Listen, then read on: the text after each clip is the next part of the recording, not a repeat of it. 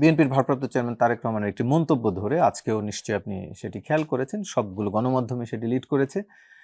1971 সালে তারা যে ইঙ্গিত দিয়েছেন তাদের জামাত ইসলামীকে আসলে বোঝায় যে 1971 সালে তারা তাদের নিজেদের স্বার্থ রক্ষার্থে কিভাবে লাখ লাখ মানুষকে হত্যা করেছে, ঠিক যেভাবে পতিত স্বৈরাচার পালিয়ে যাওয়ার আগে হাজার হাজার মানুষকে হত্যা করেছিল ক্ষমতা ধরে রাখার জন্য। শুধু তাই নয়, তাদের সহকর্মীরা কিভাবে মা বোনের ইজ্জত পর্যন্ত লুট করেছিল, এই কথাটি আমাদের মনে রাখতে হবে।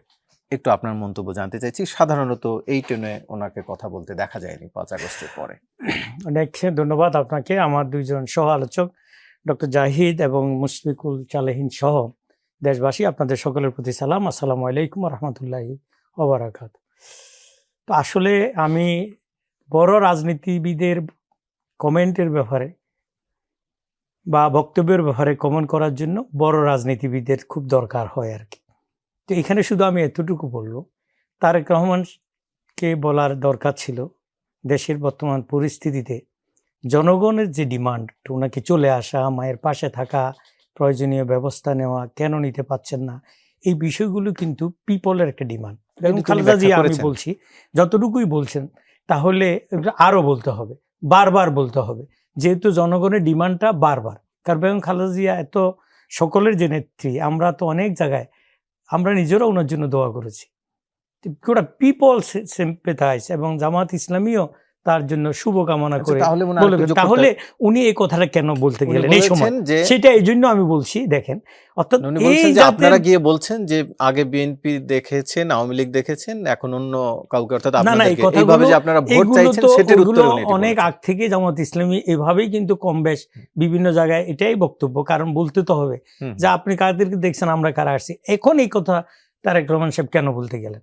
তাইলে এই জন্য বলছেন যে পিপলের যে কনসেন্ট্রেশন, পিপলের যে একটা প্রশ্ন, পিপলের যে উত্তরটা ওনারা দিচ্ছেন কিন্তু কেউ স্যাটিসফাই হচ্ছেন না, সেটাকে ঠিক জাস্ট একটু ঘুরাই দেওয়ার জন্য যে পিপলকে এখন জামাতের দিকে ঘুরানো যায় কিনা বা 71 ইস্যুতে ব্যস্ত করা যায় কিনা। আর 24-এর পর পিপল কিন্তু উল্টিয়ে গেছে, ঘুরে গেছে। আপনি যেভাবে ঘুরাইতে চান এখন আর ঘুরবে না, আপনাকে অ্যাকচুয়াল জিনিসটা পিপলদের কাছে কিন্তু পেশ করতেই হবে। এই জন্য খালেদা জিয়ার বিষয়ে আমরা খুবই সিম্প্যাথাইজ।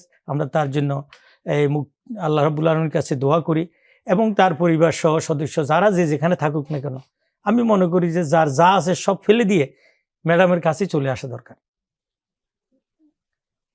না, সেটি তো অবশ্যই বিএনপির বিবেচ্য বিষয়, কিংবা এটি একান্তই তার পারিবারিক বিষয়। তারেক রহমান তিনি তার মায়ের অসুস্থতার পরিস্থিতি বুঝে হয়তো তিনি সিদ্ধান্ত নেবেন, কিন্তু রাজনৈতিক বক্তব্য বলতে গিয়েও তাকে কেবল সেটিই বারবার বলতে হবে, সেটিই বা কেন বলছেন?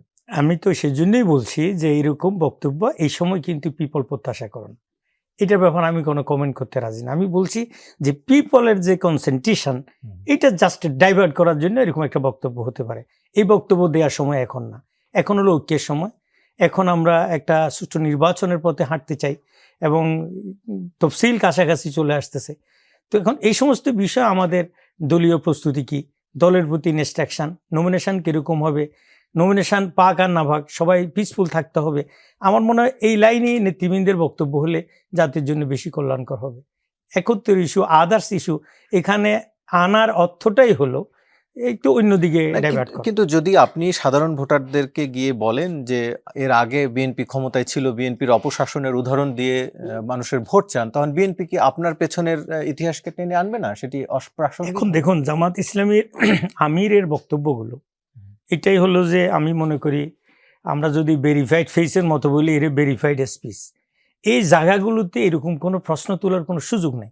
প্রত্যেকটা জায়গায় জামাতের নেতৃবৃন্দ বা আমরা যে বক্তব্যগুলো দিচ্ছি, আমরা বলছি আপনারা সবার শাসনটা দেখেছেন, তো আমাদেরকে নতুন করে আপনারা তো বিএনপির জোটের অংশ ছিলেন, আপনাদেরও তো শাসন, আমরা তো তাই বলছি, আমরা একসাথেই ছিলাম।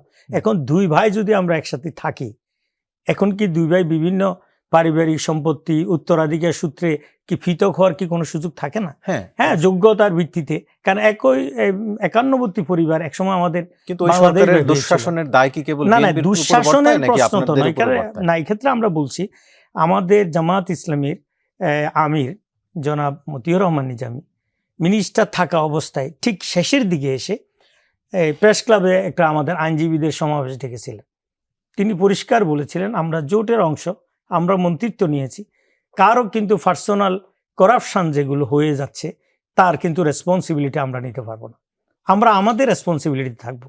এই জন্য জামাতের এই মন্ত্রীগুলো তাদের দায়িত্ব পালন শেষে সবাই এই বিষয়ে তদন্ত করে সার্টিফাই করেছে তারা এই দুইজন কিন্তু করাপশন মুক্ত ছিল।